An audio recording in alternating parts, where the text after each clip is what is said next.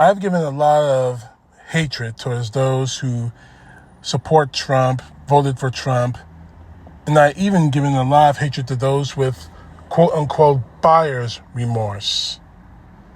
Those who actually say that, I'm sorry that I voted for Donald Trump, I see what's happening and I don't like what's happening. The fact is, we tried to warn you for 8 straight years about what was going to happen. And now that it's happening, the I told you so doesn't really fit in this. And help me illustrate that point, I'm going to read an article from 2024, just days after Donald Trump took power once again. Of course, this is from John PAVLOVITZ, and I reference his work a lot because he has a good, unique understanding of things. MAGAs lost the election too. They just don't know it yet. There is joy in MAGAville right now. They're arrogantly reveling in euphoric moment they've been lustingly coveting for the last 4 years. Their Messiah mobster has risen from the dead. His glorious second coming imminent.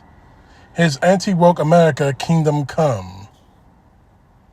And in their emotionally intoxicated state, they're puffing out their chests on social media, brazenly posturing on street corners, toasting their oppressed white victory with solo cups filled with liberal tears. They're wildly dancing to Kid Rock on the grave of Kamala Harris and Democrats. But their strident victory celebrations will be short-lived.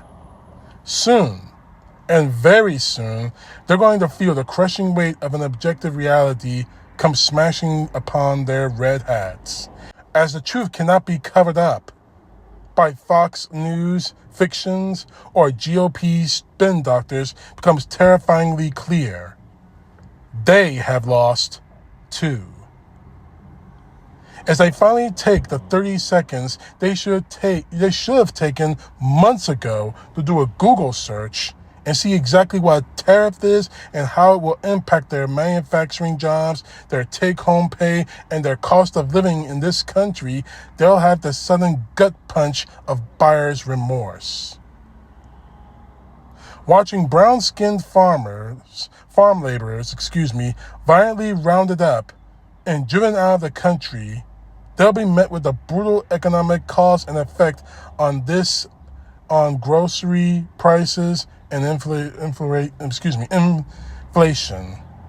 that they couldn't see in the midst of their narcissistic white power fever dreams.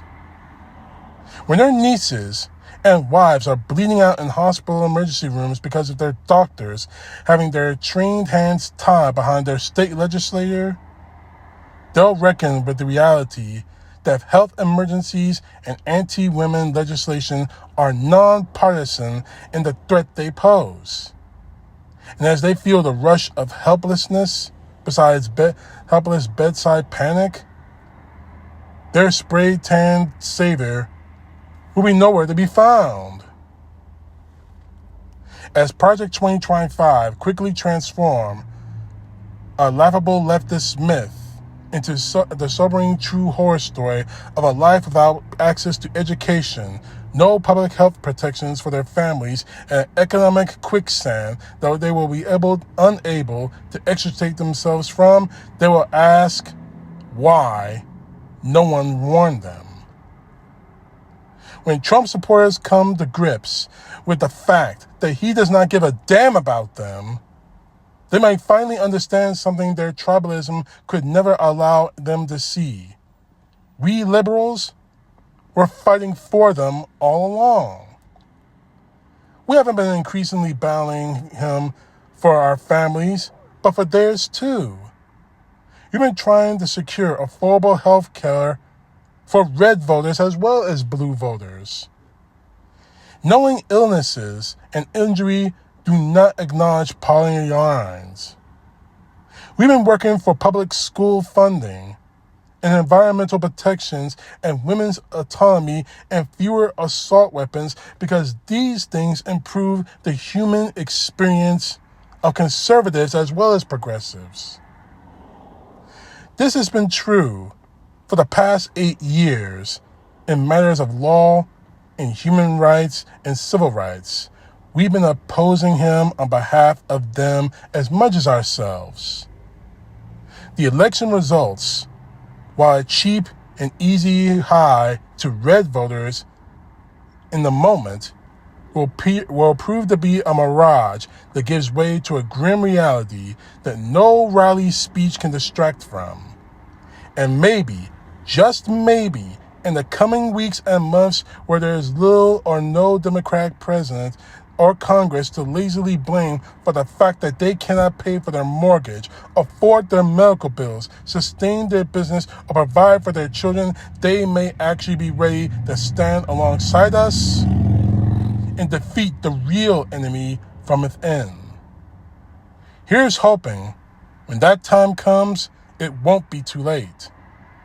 MAGAs have lost too. They just don't know it yet. And here we are, almost 3 months into his presidency, and things have gotten worse. Global tensions between Russia and the rest of the world have only increased. Donald Trump, through stock manipulation, keeps laying tariffs on the United States and Mexico, and now threatening China as well. He has embarrassed the United States on a global stage, and he's increased the possibility of a world war.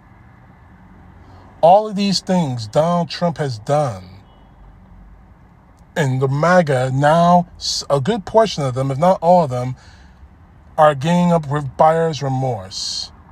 There are still stragglers out there who believe that Donald Trump's the true one, the savior, their version of Jesus Christ. But the reality is crashing in.